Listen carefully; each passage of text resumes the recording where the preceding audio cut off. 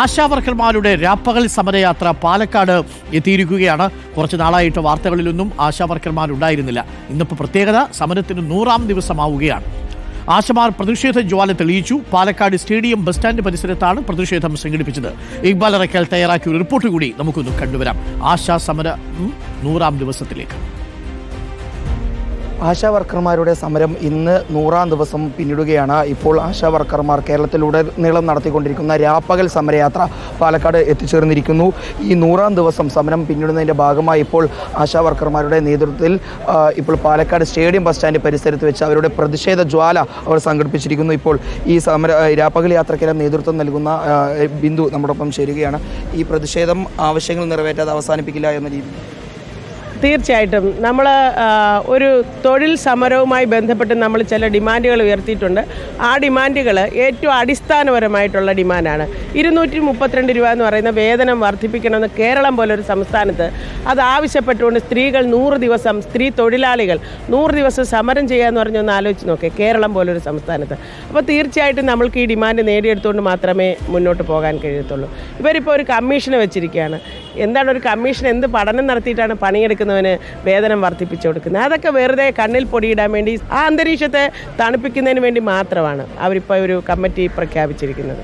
തെരുവിൽ കിടന്നുറങ്ങി സമരം നടത്തിയിട്ടൊന്നും ഇത് സർക്കാർ കാണുന്നില്ല എന്നുള്ള ആക്ഷേപം. ഇല്ല, സർക്കാർ കാണുന്നുണ്ട്, പക്ഷേ അവഗണിക്കുകയാണ് അവർ. മുഖ്യമന്ത്രി അടക്കം ഈ മന്ത്രിസഭയിലെ മുഴുവൻ മന്ത്രിമാരും അവരുടെ CITUവിൻ്റെ നേതാക്കന്മാരടക്കം പാർട്ടിയുടെ നേതാക്കന്മാരടക്കം ആശാ വർക്കർമാർ ഉന്നയിച്ചിരിക്കുന്ന ഡിമാൻഡ് ന്യായമാണ്. അവർ വേതനം വർദ്ധിപ്പിച്ചു കൊടുക്കണമെന്ന് അവരെല്ലാവരും പറഞ്ഞിട്ടുണ്ടല്ലോ. പക്ഷേ അത് അംഗീകരിച്ചു കൊടുക്കാൻ തയ്യാറാകാത്ത ചില പിടിവാശിയുടെയും രാഷ്ട്രീയ തീരുമാനത്തിൻ്റെ അടിസ്ഥാനത്തിലാണ്. അപ്പോൾ കേരളം ഒന്നടങ്കം ഞങ്ങളോടൊപ്പം ഉണ്ട്. അപ്പോൾ ആ ഡിമാൻഡ് നേടിയെടുക്കുന്നത് വരെ അതിശക്തമായ സമരമായിട്ട് നമ്മൾ മുന്നോട്ട് പോകും. എത്രയും പെട്ടെന്ന് അവസാനിപ്പിക്കണമെന്നുള്ളൊരു മുന്നോട്ട് വയ്ക്കും. തീർച്ചയായിട്ടും അങ്ങനെ തന്നെയാണ്. ഒരു ഇടതുപക്ഷ സർക്കാർ സമരം ചെയ്യുന്ന ആളുകളോട്, പ്രത്യേകിച്ചും സ്ത്രീകളോട് ഇത്തരത്തിലുള്ളൊരു കടുംപിടുത്തം പിടിക്കാൻ പാടില്ല. എത്രയും പെട്ടെന്ന് ഇന്ന് മുഖ്യമന്ത്രി വിചാരിച്ചാൽ ഒരു അരമണിക്കൂർ കൊണ്ടോ 1 മണിക്കൂർ കൊണ്ടോ സെറ്റിൽ ചെയ്യാവുന്ന വിഷയമേ ഉള്ളൂ.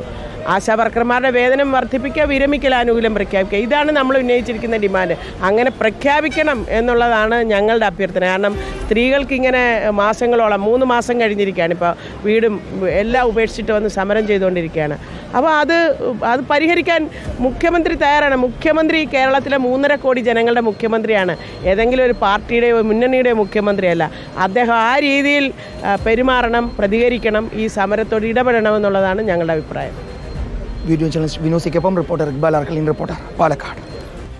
എത്ര ദിവസങ്ങളാണ് കടന്നുപോയതല്ലേ? ആശാവർക്കർമാരുടെ സമരം 100ാം ദിവസം എത്തുമ്പോൾ ആണ് നമ്മൾ മനസ്സിലാക്കുന്നത്. വളരെ വേഗമാണ്. എന്തെല്ലാം നമ്മൾ കണ്ടു, പല സമരരീതികളും നമ്മൾ കണ്ടു, പല പ്രത്യാരോപണങ്ങൾ കണ്ടു, പല സംവാദങ്ങൾ കണ്ടു.